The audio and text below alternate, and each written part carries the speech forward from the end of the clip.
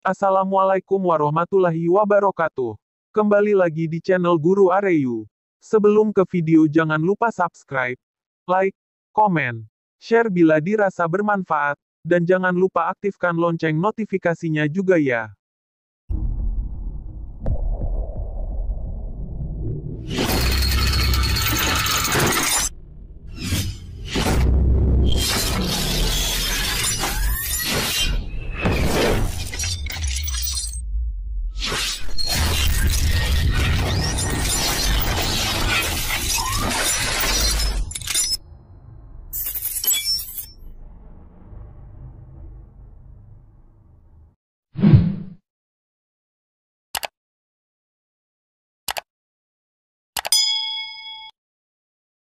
Sabtu, tanggal 22 Januari tahun 2022 pukul 0.37 waktu Indonesia Barat. RPP tidak lagi diwajibkan di kurikulum 2022. Ini penggantinya.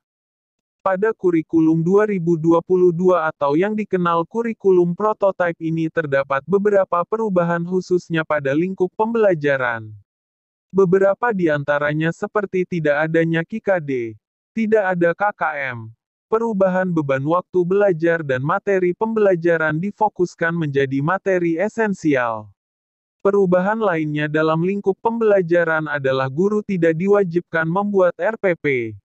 Dalam kurikulum 2022, guru tidak diwajibkan membuat RPP namun guru harus membuat modul ajar. Hal ini disebutkan dalam kolom FAQ di laman resmi Sekolah Penggerak URL pada pertanyaan nomor 151 mengenai apa kaitannya RPP dan modul ajar. Jawabannya yakni modul ajar pada dasarnya adalah perencanaan pembelajaran secara lengkap disusun berdasarkan topik dalam lingkup kelas. Sementara ATP merupakan perencanaan pembelajaran untuk jangka waktu lebih panjang dalam lingkup sekolah. Silabus dapat dikembangkan dengan menggunakan atau mengadaptasi ATP yang disediakan oleh pemerintah maupun ATP yang dikembangkan secara mandiri. Modul ajar dapat dianggap sebagai RPP, sehingga guru yang menggunakan modul ajar yang disediakan oleh pemerintah ataupun mengembangkan secara mandiri, tidak perlu lagi membuat RPP secara terpisah. Guru dapat mengembangkan modul ajar melalui adaptasi modul ajar dari pemerintah agar sesuai dengan kebutuhan peserta didik dan konteks satuan pendidikan.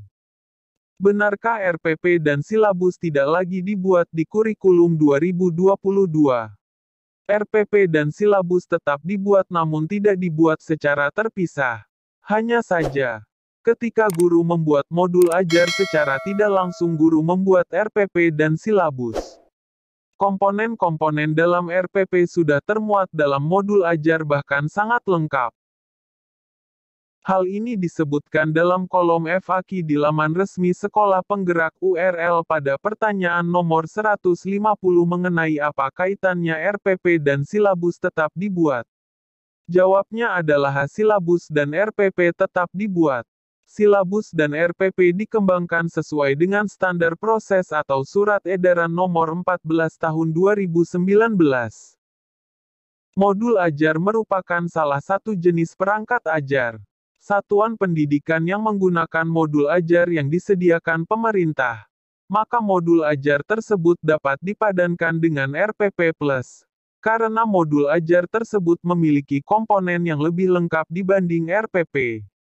Jika satuan pendidikan mengembangkan modul ajar secara mandiri, maka modul ajar tersebut dapat dipadankan dengan RPP. Satuan pendidikan dapat menggunakan berbagai perangkat ajar termasuk modul ajar atau RPP dengan kelengkapan komponen dan format yang beragam sesuai dengan karakteristik dan kebutuhan peserta didik. RPP dan silabus secara tidak langsung sudah terdapat pada modul ajar itu sendiri. Sehingga, ketika guru membuat modul ajar, maka guru harus membuat RPP dan silabus terlebih dahulu, baru dapat membuat modul ajar. Seperti apa modul ajar di kurikulum 2022?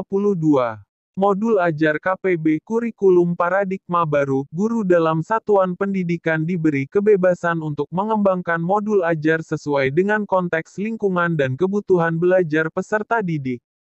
Modul ajar dilengkapi dengan komponen yang menjadi dasar dalam proses penyusunan. Komponen modul ajar dalam panduan dibutuhkan untuk kelengkapan persiapan pembelajaran. Komponen modul ajar bisa ditambahkan sesuai dengan mata pelajaran dan kebutuhan. Komponen-komponen modul ajar sekolah penggerak terdiri dari informasi umum, kompetensi inti dan lampiran. Untuk lebih jelas dapat dilihat di bawah ini. Informasi umum. 1.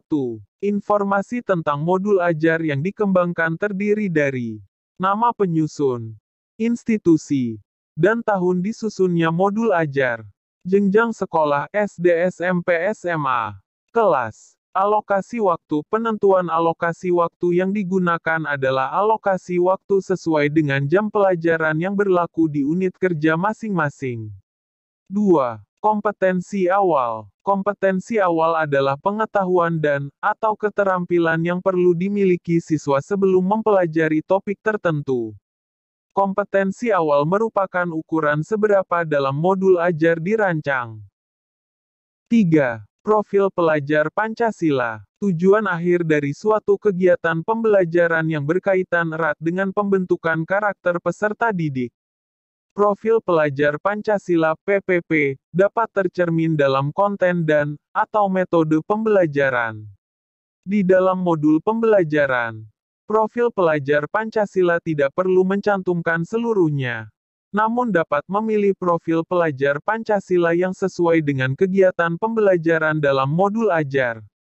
6 dimensi profil pelajar Pancasila saling berkaitan dan terintegrasi dalam seluruh mata pelajaran melalui terlihat dengan jelas di dalam materi isi pelajaran, pedagogi, dan/atau kegiatan proyek atau asesmen. Setiap modul ajar memuat satu atau beberapa unsur dimensi profil pelajar Pancasila yang telah ditetapkan.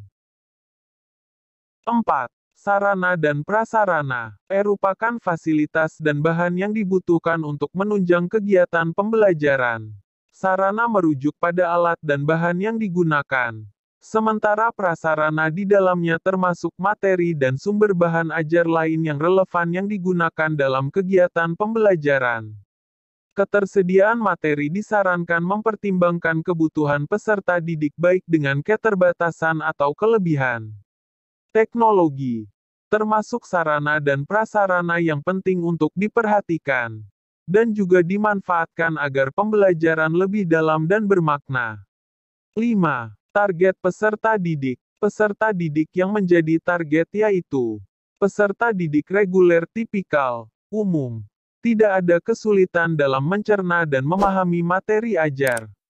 Peserta didik dengan kesulitan belajar memiliki gaya belajar yang terbatas hanya satu gaya, misalnya dengan audio. Memiliki kesulitan dengan bahasa dan pemahaman materi ajar. Kurang percaya diri. Kesulitan berkonsentrasi jangka panjang. DCB. Peserta didik dengan pencapaian tinggi. Mencerna dan memahami dengan cepat. Mampu mencapai keterampilan berpikir atas tinggi, HOTS, dan memiliki keterampilan memimpin. 6. Model pembelajaran. Model atau kerangka pembelajaran yang memberikan gambaran sistematis pelaksanaan pembelajaran. Model pembelajaran dapat berupa model pembelajaran tatap muka, pembelajaran jarak jauh dalam jaringan (PJJ daring), pembelajaran jarak jauh luar jaringan (PJJ luring), dan blended learning. Komponen inti. 1. Tujuan pembelajaran. Tujuan pembelajaran harus mencerminkan hal-hal penting dari pembelajaran dan harus bisa diuji dengan berbagai bentuk asesmen sebagai bentuk dari unjuk pemahaman. Tujuan pembelajaran menentukan kegiatan belajar, sumber daya yang digunakan, kesesuaian dengan keberagaman murid, dan metode asesmen yang digunakan. Tujuan pembelajaran bisa dari berbagai bentuk, pengetahuan yang berupa fakta dan informasi, dan juga prosedural, pemahaman konseptual, pemikiran dan penalaran keterampilan, dan kolaboratif dan strategi komunikasi. 2. Pemahaman bermakna. Pemahaman bermakna adalah informasi tentang manfaat yang akan peserta didik peroleh setelah mengikuti proses pembelajaran. Manfaat tersebut nantinya dapat peserta didik terapkan dalam kehidupan sehari-hari. Contoh kalimat pemahaman bermakna. Manusia berorganisasi untuk memecahkan masalah dan mencapai suatu tujuan. Makhluk hidup beradaptasi dengan perubahan habitat. 3. Pertanyaan pemantik. Pertanyaan pemantik dibuat oleh guru untuk menumbuhkan rasa ingin tahu dan kemampuan berpikir kritis dalam diri peserta didik. Pertanyaan pemantik memandu siswa untuk memperoleh pemahaman bermakna sesuai dengan tujuan pembelajaran. Contohnya pada pembelajaran menulis cerpen. Guru dapat mendorong pertanyaan pemantik sebagai berikut. Apa yang membuat sebuah cerpen menarik untuk dibaca? Jika kamu diminta untuk membuat akhir cerita yang berbeda, apa yang akan kamu usulkan? 4. Kegiatan pembelajaran. Urutan kegiatan pembelajaran inti dalam bentuk langkah-langkah kegiatan pembelajaran yang dituangkan secara konkret. Disertakan opsi pembelajaran alternatif dan langkah untuk menyesuaikan dengan kebutuhan belajar siswa. Langkah kegiatan pembelajaran ditulis secara berurutan sesuai dengan durasi waktu yang direncanakan.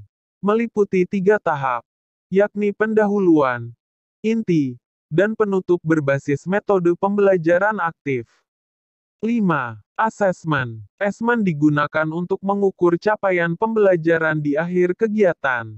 Kriteria pencapaian harus ditentukan dengan jelas sesuai dengan tujuan pembelajaran yang ditetapkan. Jenis asesmen. Asesmen sebelum pembelajaran, diagnostik. Asesmen selama proses pembelajaran, formatif. Asesmen sebelum pembelajaran, diagnostik. Asesmen selama proses pembelajaran, formatif. Asesmen pada akhir proses pembelajaran, sumatif. Bentuk asesmen yang bisa dilakukan. Sikap profil pelajar Pancasila dapat berupa observasi, penilaian diri, penilaian teman sebaya, dan anekdotal. Performa presentasi, drama, pameran hasil karya, jurnal, DCB. Tertulis tes objektif, esai, pilihan ganda, isian, jawaban singkat, benar salah. 6.